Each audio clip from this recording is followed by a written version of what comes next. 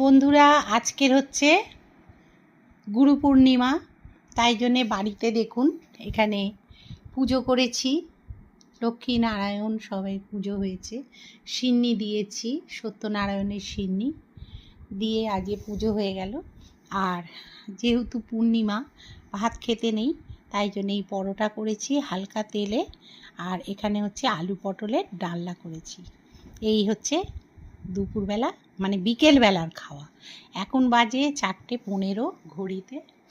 এই যে আর আমার কর্তা শুচ্ছে, দেখুন গায়ে চাপা চুপি দিয়ে, এই যে ও শুয়ে পড়লো। ওরা ভাত খেয়েছে, মৌ খেয়েছে সিন্নি, আর আমি খাচ্ছি পরোটা।